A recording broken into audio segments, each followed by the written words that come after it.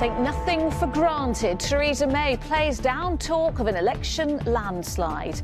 With the parties back campaigning, the Lib Dems say they'll raise taxes to fund the NHS, while Labour's Jeremy Corbyn insists his party is not beaten yet. We still have many people to convince, and we have 4 weeks to do that. Are we up for the challenge? Also on the programme, on the eve of the French election, claims Emmanuel Macron's team have been hacked. Prince Edward on why his father's retirement wasn't a complete surprise. And determined to get back behind the wheel, the teenage driver who lost both legs in a tragic accident says he will race again.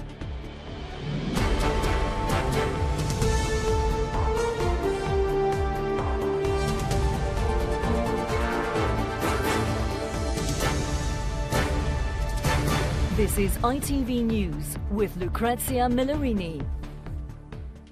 Good evening. Party leaders were back on the campaign trail today as they continue to digest the impact of the local elections. Sweeping gains for the Conservatives fuelled predictions of a Tory landslide at next month's general election. Labour leader Jeremy Corbyn insisted the gap on the Tories can be closed, but admitted it will take an historic task to do it. Our political correspondent Angus Walker has more. Back on the campaign trail in Wolverhampton today. A smile on her face after those local election victories. But Theresa May not allowing herself to sound triumphant. No tinkering with what the Tories now think is a winning script. I'm taking nothing for granted over the next 5 weeks. I need support from across the United Kingdom to strengthen my hand. And only a vote for me and my team will ensure that Britain has the strong and stable leadership we need in order to ensure that we get the best deal for Britain from Brexit. Jeremy Corbyn rallying supporters today in Leicester, a city which in football terms knows all about outsiders winning against the odds. The stakes are high. We know from yesterday's election results that the gap between us and the Tories is not as great as many of the pundits have been saying. But we still have many people to convince, and we have 4 weeks to do that. Are we up for the challenge? Are we there to do it? The Lib Dem leader in a doctor's surgery in South London today, with what he says is a cure for the NHS, promising to put a penny on income tax to raise $6 billion extra for the health service. While the Lib Dems focus on policy today, the Conservative campaign continues to be built around Theresa May herself, and the Tory tactic to focus on the Prime Minister and Brexit appears to be paying off for now. The Lib Dem leader admits his party can't win power. He's asking voters to imagine what Britain will be like if Mrs May gets a majority larger than Mrs Thatcher's. I don't need to imagine it too much. I grew up in one of those communities in the 1980s. I remember what it was like with half my mates' parents out of work at any given time. Why? Because we had a Conservative government with a colossal majority that thought it could take communities across Britain for granted. UKIP only won 1 seat in the local elections. The party leader kept his head down yesterday, trying to put a brave face on it today. People will come back to UKIP in droves in the future, and I think the post-Brexit UKIP could be far bigger than the pre-Brexit UKIP. So the future's bright, but we've just got to stay on the pitch. There's over a month to go until the country goes to the polls. But at this stage, it really does look like the month of May. Angus, this is already turning into an unusual election.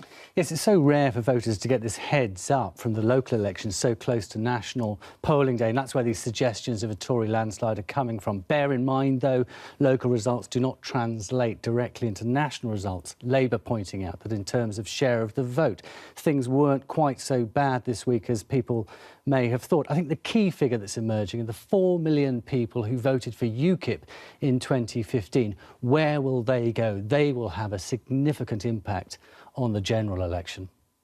All right, Angus Walker, thank you.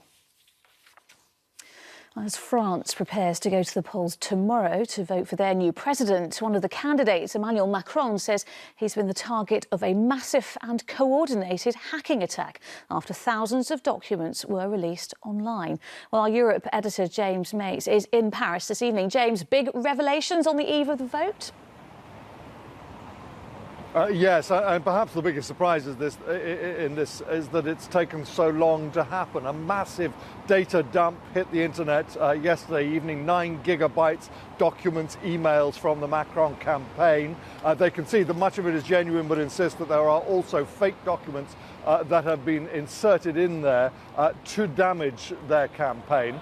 Emmanuel Macron, the hot favourite in this race, is said to be furious. People close to him are already saying this will have an immediate and damaging effect on his relationship with Vladimir Putin, because fingers are being firmly pointed at the Russians and Russian hackers if he gets elected. As to whether it makes any difference or not, it's come very, very late. Today is a day in which, by French law, there can be no polls, no campaigning, and no discussion of substantive campaign issues. So the French media has not been able to talk about what's in these documents. I'm not allowed to either, because I'm here in France. So most voters will go to the polls not knowing any details, whether or not they're damaging. The worst that might happen is it depresses turnout a bit and damages to some extent Macron's mandate, but this is one election in which people really are not expecting a surprise tomorrow. All right, James Mates in Paris, thank you. Prince Edward says his father's decision to step away from royal duties will not mean he will vanish from public life completely.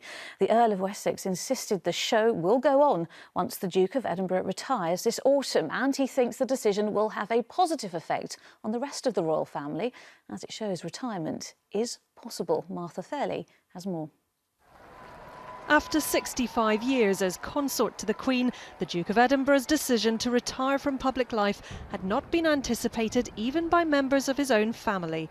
But Prince Edward says his father won't disappear completely from the public eye.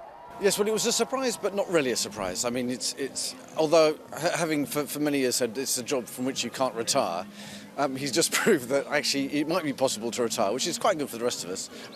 So I think he's taken that decision, and we respect that. But as I said, we're not going to see him sort of disappearing into the background. So the main purpose of the scheme is to help boys to find activities which will give them pleasure and satisfaction, perhaps for the rest of their lives. Established in 1956, Prince Philip's own Duke of Edinburgh's award is one of 780 organisations he supports. Prince Edward has already taken on duties associated with that and other causes, including the Commonwealth Games. And he says as the Duke steps down, the baton will now pass smoothly to the rest of the royals. It is always a team effort, and that's what we do. And the show goes on, and you know, if an actor retires from a show, guess what? The show goes on, everybody shuffles around, and we all fill in the spaces and keep it all going.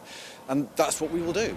And he says as the rest of the royal family follow in his footsteps, their priority will be, as Prince Philip's has been, to support the Queen. Martha Fairley, ITV News. 3 men have appeared in court charged with the murder of a businessman from Dorset. Guy Hedger was shot during an alleged burglary at his home last Sunday morning. The 3 defendants were remanded in custody and will next appear in court on Wednesday. Search teams looking for the body of a murdered Republican teacher have found human remains in forestland in France.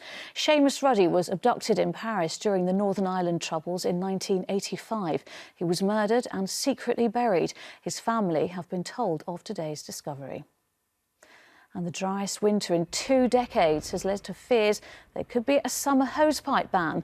One water supply says it's encouraging its customers to reduce their water usage after the UK saw less than half the average rainfall in April. A teenage racing driver who lost both of his legs in a crash on the track says he is determined to get back behind the wheel. 18-year-old Billy Munger was racing in the Formula 4 Championship at Donington Park last month when his vehicle hit a stationary car. Hospital staff battled to save his life.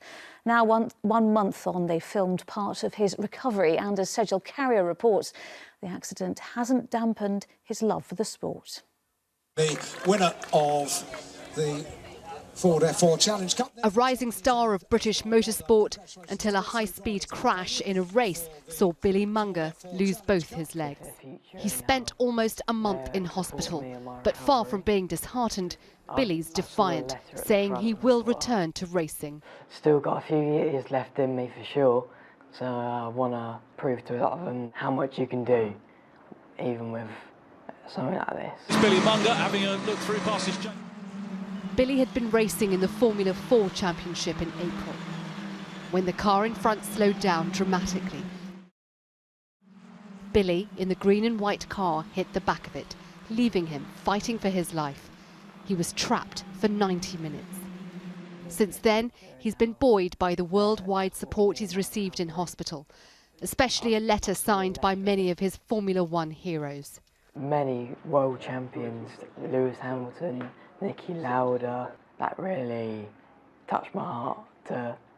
These are like some of the names on here, and they're my heroes. So yeah, I was lost for words, and I still am now. To do with the nature of Thruxton. And today, yet more displays of encouragement from the motorsport community, rallying round the young driver.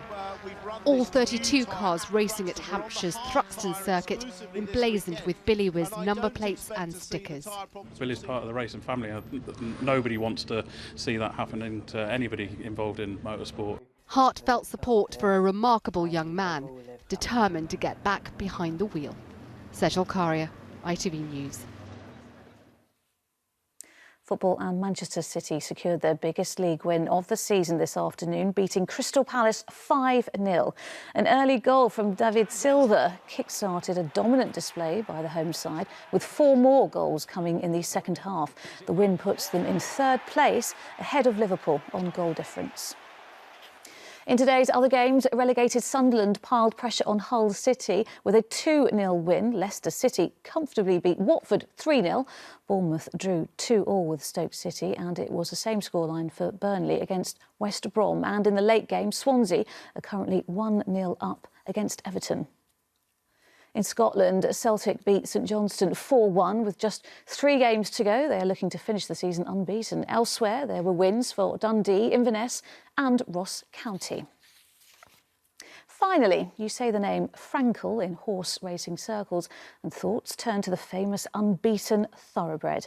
But today, 2 horses he sired failed to follow in his illustrious footsteps. Both Eminent and Dreamcastle finished the 2,000 guineas at Newmarket, a long way behind the race winner Churchill. Frankel's victory in this race 6 years ago is considered one of the sport's finest performances. And that is it for now. I'm back with the late news at 11:15. Until then, have a very good evening. Bye-bye.